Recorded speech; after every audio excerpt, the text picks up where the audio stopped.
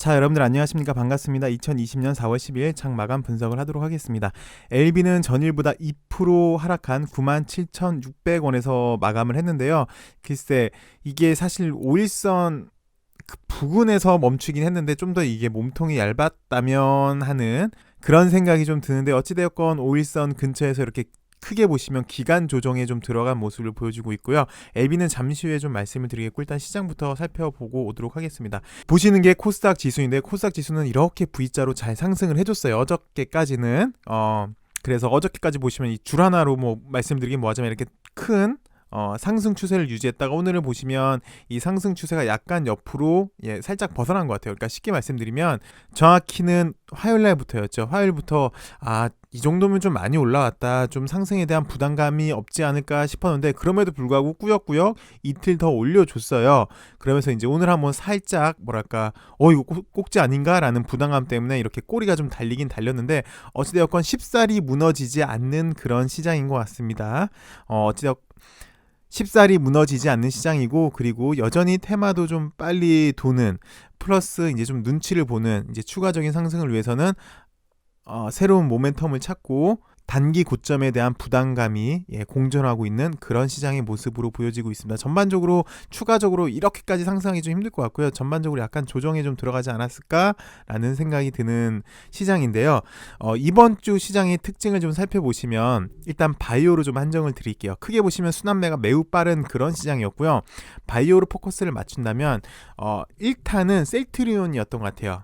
크게 보시면 셀케가 대표적이었죠. 셀케가 이렇게 한번 뻥 치고 올라가 줬고, 그 다음에 녹십자 애들이었던 것 같아요. 그냥 녹랩이라고 할게요. 그 다음에 이제 녹랩 애들이 이렇게 뻥 치고 올라와 줬고, 오늘은 삼바로 볼게요. 삼성 바이오로직스. 보면서 저도 이거 진짜 대단하다라는 생각을 좀 들었는데, 글쎄, 이렇게 드린 말씀이 뭐냐면, 지금 시장은 순환매가 상당히 좀 빨리 돌고 있고요. 그 와중에 바이오 쪽으로만 좀 보셔도 바이오 쪽에 이렇게 순환매가 좀 빨리 도는 그런 모습을 좀 보여주고 있어요. 특히 여기 그룹주로 제가 좀 묶어드렸어요. 셀트, 그다음에 녹십자 쪽, 그다음에 여기 삼바 쪽, 이렇게 좀 순환매가 돌아가는. 그리고 또 특징이 뭐냐면, 얘네들 다 코로나 바이러스 이슈가 있다는 거죠. 그래서 이렇게 3바까지 오늘은 정말 이게 몇 프로까지 올라갔죠? 26%까지 올라갔네요. 정말 간만에 대단한 모습을 보여줬고, 어쨌든 오늘 얘 때문에 전반적인 수급이 3바로 좀 몰린 모습이었어요. 거래량 차이를 보시면 대단하죠. 여기 2425%, 어제보다 20배가 늘었네요. 거래량 자체가. 어찌되었건 이런 시장인데, 글쎄요, 우리 LB도 그에 비해 지금 하나 또 떨어지는 게 없어요. 우리 LB도 코로나도 지금 연구하고 있고, 하물며 NDA도 2개 있죠. 리보세라니 위암 3차인지 4차인지는 일단 뭐 봐야지 알겠지만 조만간 신청을 할 것 같고요. 그다음에 어필리아도 미국 FDA에 프리 NDA가 4월달 이번 달에 예정돼 있어서 올해 안에 NDA를 할 거. 이거 벌써 2개나 있고, 글쎄요, 무중도 물론 지금 당장은 유중이지만 조만간 또 무중도 있고, 또 이번에 어필리아 LI를 체결했지만 회사에서는 올해라고 했죠. 지금 거의 마무리 단계에 있는 또 하나 물질을 LI를 할 것이고, 잘 아시다시피 정확히 말씀드리면 리보세라니 엘레바죠. 엘레바는 항암 전문 신약인데, 이 항암 적응증이 계속해서 확대되고 있잖아요. 물론 그거는 항서제약에서 하고 있습니다. 플러스 항서제약에서 로얄티도 받을 것이고, 올해부터 뭐 하나 떨어지는 게 없는 LB인데 좀 안타까운 모습이에요. 셀트보다 떨어질까? 녹십자 그룹보다 떨어질까?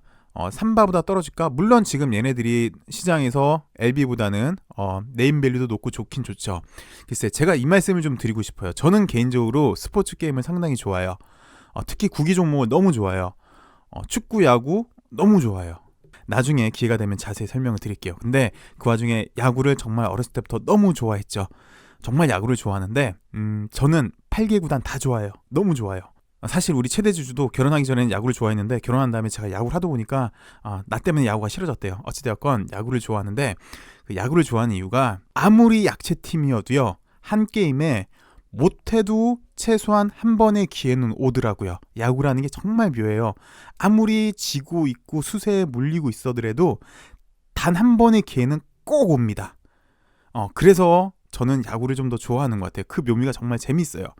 그 기회를 만들어가고 정말 절망 속에서도 한 번의 기회가 찾아오는 그게 묘미라고 생각이 드는데, 글쎄요, 야구 얘기를 제가 지금 주식이 갖다 놔서 좀 그렇지만 우리 LB에게도 하다못해 좀 전에 말씀드린 이런 이야기거리들이 있는데 한 번의 기회는 오지 않을까. 최소한 이 많은 기회가, 이 많은 호재가 그냥 묻히지는 않을 것 같아요. 그리고 야구도 왜 비기닝이 있어요. 보통 점수 잘 안 나잖아요. 점수 잘 안 나가다가 비기닝 한 회에 정말 큰 점수를 낼 때가 있어요. 그걸 한번 기대해 보는데, 제가 왜 이 말씀을 드리냐면 주식은 일반적으로 잘 안 움직여요. 주식의 특징이 뭐냐면, 여기 모든 차트를 돌려봐도 다 마찬가지인데 보통은 90%는 옆으로 기던지 아니면 하락이에요. 그리고 딱 10%만 올려요. 그 10% 올릴 기간, 그 10% 올리는 그 기간 동안 얼마나 탄력적으로 얼마나 세게 올라가느냐가 사실은 주식의 힘이고 묘미이기도 해요. 글쎄, 너무 좀 제가 또 긍정적으로 얘기를 하나요?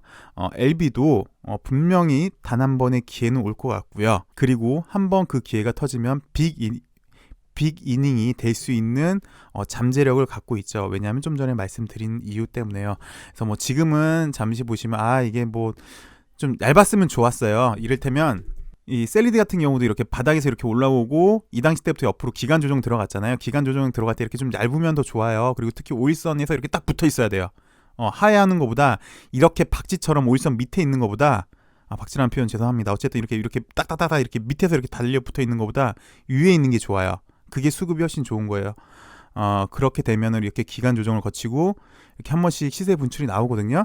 근데 LB는 살짝 요거보다 밑에 떨어졌죠. 좀 디테일하게 보시면. 글쎄요, 뭐 떨어진 이유가 있을지는 모르겠지만 어찌되었건 살짝 좀 이게 좀 더 얇았으면, 오일선 근처에서 어저께 정도 모습이었다면 좀 더 이거보다는 괜찮을 뻔했는데 약간 두툼한 게 신경은 쓰이는데요. 뭐 그렇게 위험한 정도 시그널은 아니라고 보여집니다. 그리고 오늘 시장이 또 하락하면서 한번 또 좋은 뉴스가 나와줬습니다. 이 뉴스를 한번 살펴보도록 할게요. 일단 뉴스가 두 개가 나왔는데요. 증시 안정펀드 벤치마크 종목군 숏 커버링 압박이 크다라는 뉴스가 나왔는데, 이건 사실 어저께도 나왔어요. 어저께 증시 안정펀드 1차 1조 시행, 그 와중에 공매도 높은 종목들이 들썩인다라는 내용이랑 거의 일치합니다. 그래서 공매도 비중이 높은 종목들, 특히 숏 커버링 압박이 크다라는 뭐 이런 내용인데, 보시면 LB 같은 경우는 지금 현재 공매도 잔고 수량이 2위에 있다. 그리고 여전히 비중이 높다. 그래서 숏 커버리 발생 시 매수세가 유입되면 수급 개선이 기대돼 해당 종목에 단기 반응이 가능할 것이다 라는 뉴스가 나왔어요. 그래서 좀 전에도 제가 설명을 드렸지만 LB는 숏 커버링 기대도 된다라는 호재도 일단 잠정적으로 갖고 있죠.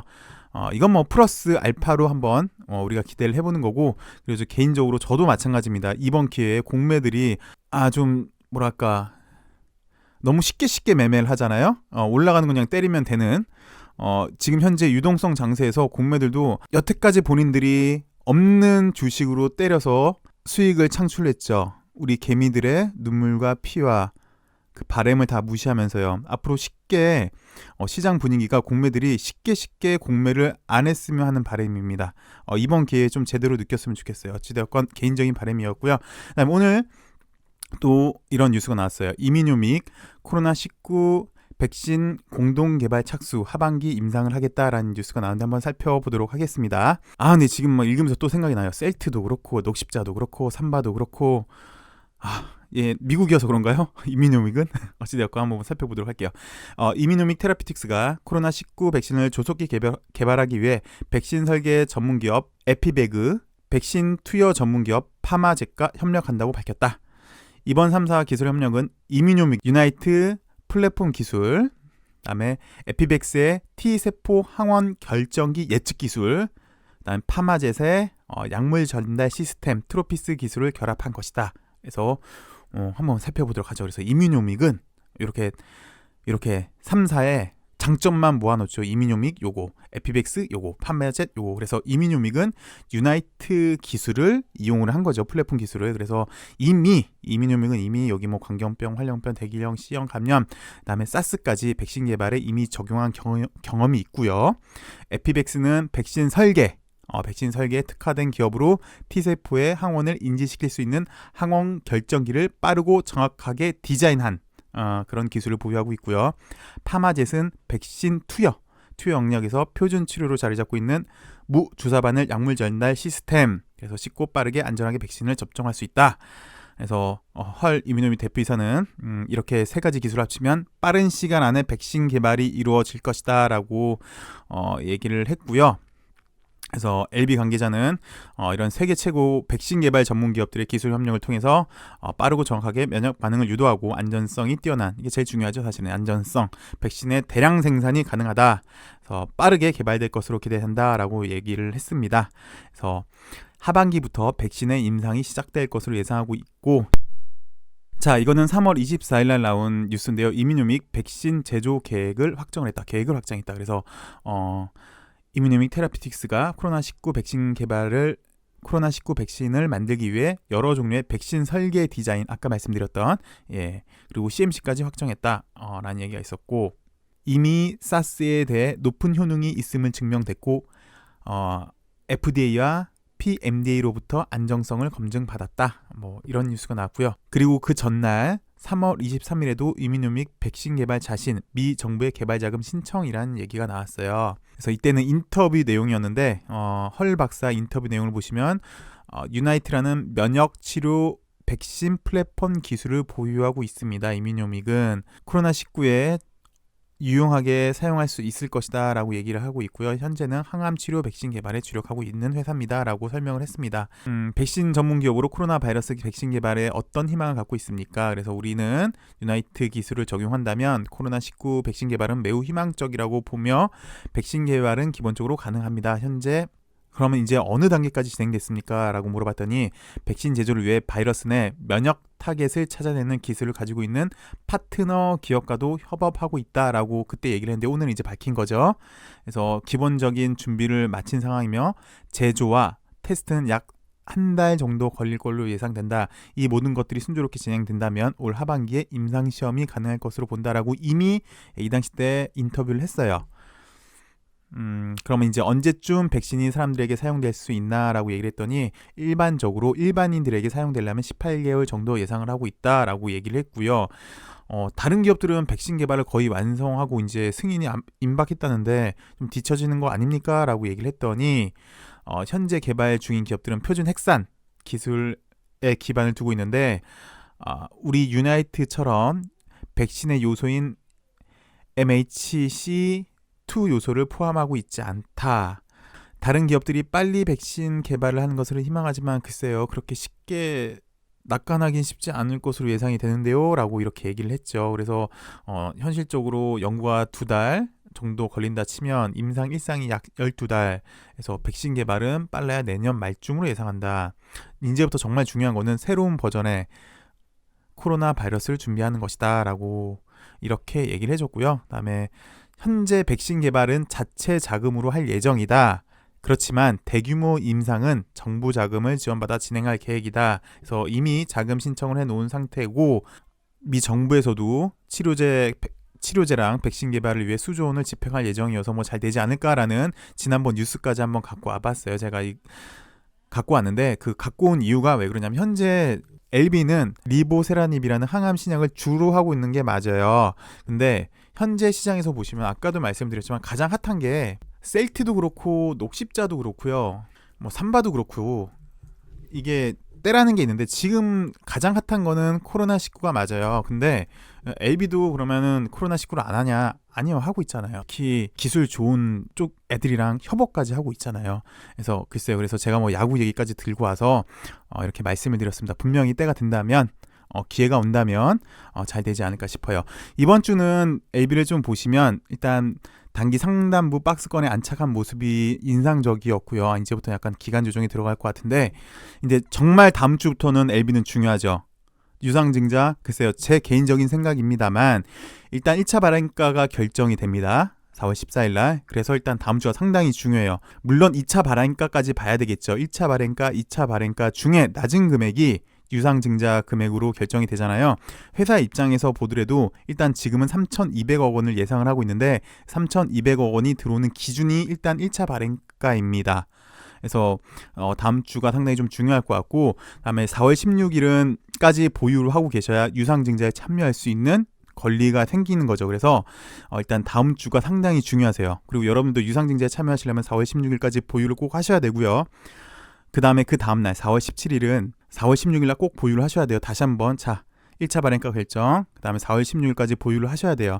조심스럽게 일단 1차 발행가가 결정이 되면 여태까지 LB가 만약에 못 갔다라고 하면 그 족쇄가 풀릴 수가 있는 거고요. 그 다음에 4월 17일도 중요하죠. 왜? 권리락이 결정이 되니까요. 그래서 권리락에 대해서 설명을 드렸고, 가격 결정에 대해서 설명을 드렸어요. 전반적으로 일단 다음 주가 저는 개인적으로 상당히 좀 중요해 보입니다. 다음 주를 한번 또 기대를 해보도록 하죠. 그리고 바람이 지금 세 번째 말씀을 드리고 있는데, 이 핫한 것도 갖고 있고, 이 모든 호재들이, LB가 갖고 있는 이 모든 호재들이 다음 주에는 때가 잘 맞아서 빅 이닝을 만들 수 있는, 분명 언젠가는 기회가 오겠죠. 때가 오고, 그게 좀 다음 주나 이번 달이었으면 하는 바람이네요. 왜? 우리는 잠재력이 충분하니까요. 오늘 설명이 좀 길었는데요. 시청해 주셔서 감사하고요. 좋은 봄날 보내시고요. 항상 건강 유의해 주시고요. 주말도 잘 보내시길 바라겠습니다. 시청해 주셔서 감사합니다.